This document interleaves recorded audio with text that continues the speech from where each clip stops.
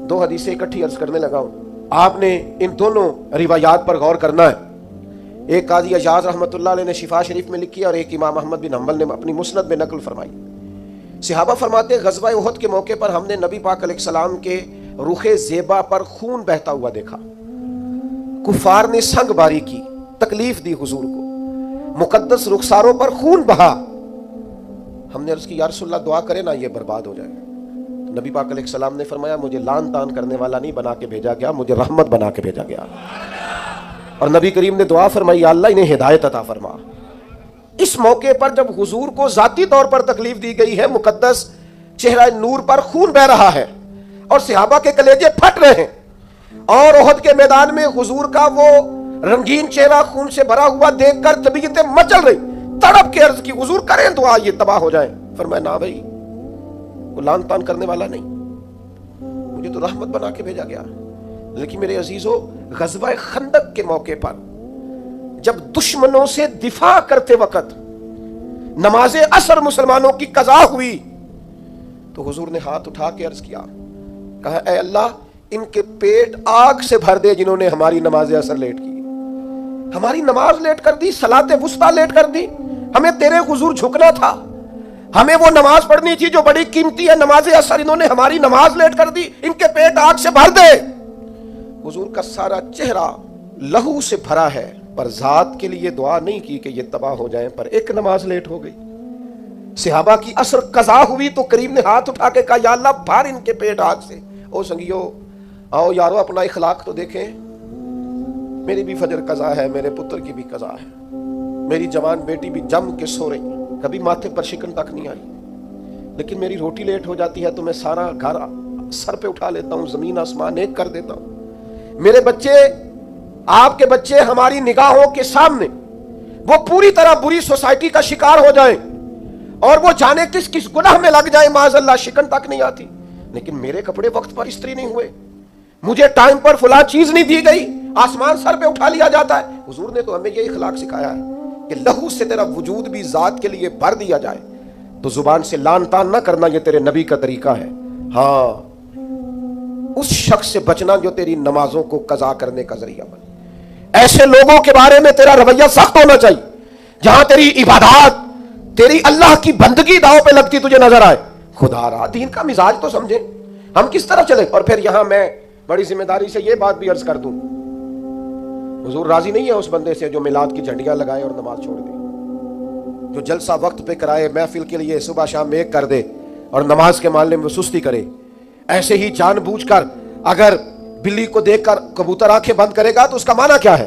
آپ کے چھپ جانے سے اور ذرا کسی برکت والی چیز کے پیچھے چھپنے سے شریعت کا حکم بدل جائے گا، اصل چیز تبدیل کر دی جائے گی. حقیقتیں رہتی ہیں، حقیقت چھپ نہیں سکتی بناوٹ کے اصولوں سے، اور خوشبو آ نہیں سکتی کبھی کاغذ کے پھولوں سے.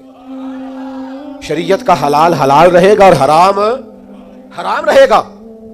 تھوڑا سا اپنی ذات کے لیے معافی دے کے تو دیکھیں، غلطی ہو گئی ہے بہو سے، اس کے ابا جی نے پنچایت میں آ کے پگڑی کھول کے تیرے پیروں کے سامنے رکھ تو دی تھی، اس کے بھائی نے ہاتھ بھی باندھے تھے کہ آئندہ نہیں کرے گی، چل کر دے معاف، کوئی بات نہیں، کوئی کفر نہیں ہو گیا. ہو گئی ہے نا غلطی تیرے ملازم سے، بیچارہ غریب ہے، وہ کہیں اور جا کے اس عمر میں بڑھاپے میں کہاں نوکریاں ڈھونڈتا پھرے. چل ہو گئی ہے غلطی، معاف کر دے، درگزر کر دے. چل تیرا پڑوسی غریب آدمی بھول گیا تھا، تھوڑا سا کر دے درگزر. لیکن ہم اس معاشرے، اس سوسائٹی میں رہتے ہیں جہاں ہر وقت جج بنے رہنے کا شوق ہے لوگوں، فیصلے کرنا اور مطلق العنان بن کے کرنا، اور بس جی بس میں نے کہہ دیا ہے، اب دوبارہ سے میں کسی کی بات نہیں سنتا. آپ مجھ سے ناراض نہ ہو جائیں تو یہاں تو مسجد کی کمیٹی کا صدر کسی سے کنٹرول نہیں ہوتا، سارا کچھ بگڑتا ہے تو بگڑ جائے الا ماشاءاللہ. لیکن ہمارا مزاج ہے، ماں بدولت نے جو کہہ دیا وہ ہو کے رہے گا. پتھر برسانے والے، تکلیفیں دینے والے، اذیتیں دینے والے حضور کے سامنے گردنیں جھکائے کھڑے تھے.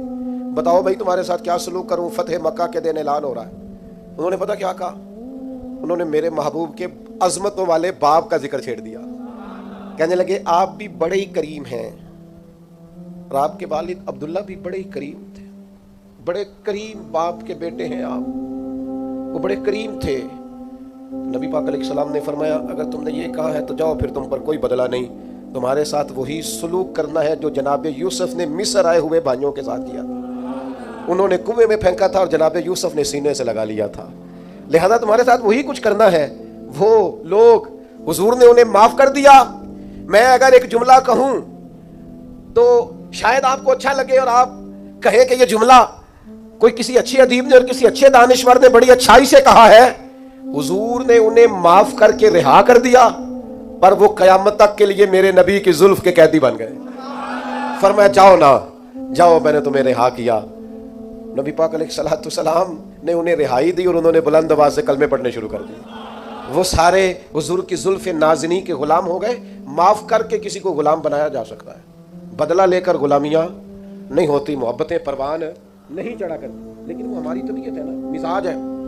ایک تو معاف کریں. دوسری بات، ہمارے جو ماتحت لوگ ہیں نا، ماتحت، ان کے بارے میں اپنا رویہ ٹھیک کریں.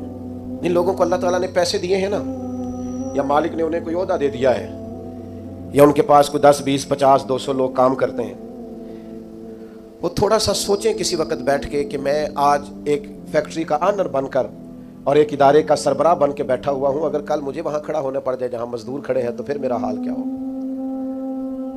وہ جو اپنے ماتحت کے ساتھ ہمارا رویہ نا، یعنی حکم چلانے کا ایک مزاج ہے. میں ایک دفعہ ایک بڑی محفل نعت میں مہمان خصوصی بنا لیا گیا، تو میں نیچے اتر رہا تھا تو کوئی صاحب تھے اس محفل میں جو کسی خاص نشست پر وہ بھی بٹھائے گئے تھے اور میرے ساتھ وہ باتیں بھی کر رہے تھے. باتیں کیا کرنی ہوتی ہیں، بعضوں کا زیادہ مسئلہ تو تصویروں کا ہوتا ہے، تو بھی چل رہی تھیں اور نظام چل رہا تھا آگے آگے. تو میں جب نیچے اترا تو ایک غریب آدمی میرے گلے میں پھولوں کا ہار ڈال کے کہنے لگا، پیر صاحب میں بھی سینہ ملا لوں. تو ان سے سینہ جو ملا تو میرے کان میں کہنے لگے، وہ جو آپ کے ساتھ کان میں ہنس ہنس کے باتیں کر رہا تھا، محفلیں بڑی بڑی کراتا ہے، اسے کو مزدوروں کا حق بھی صحیح ادا کیا کرے. آج بھی کیتی جاندے ہو تے لہو بھی پیتی جاندے ہو، کھو کے مال یتیماں دا بھیج مسیتی جاندے ہو. تسی پھٹ دلا دے سیندے نہیں، آ ٹوپیاں ہی سیتی جاندے ہو. نفس تے چھری پھیر دے نہیں تے دمبے کیتی جاندے ہو. فرض بھلائی بیٹھے ہو، فرض بھلائی بیٹھے ہو، فرض بھلائی بیٹھے ہو. ایویں نفلاں نیتی جاندے ہو اور دسو تے سی بلے شاہ نو ایک ہی کیتی جاندے ہو. عجیب مزاج ہے. نوافل کبھی ترجیح اس طرح نہیں ہونی چاہیے کہ فرض پیچھے رہ جائے. بہرحال جس کا جو حکم ہے وہ بات وہی آنی چاہیے. اپنے ماتحت کے حق میں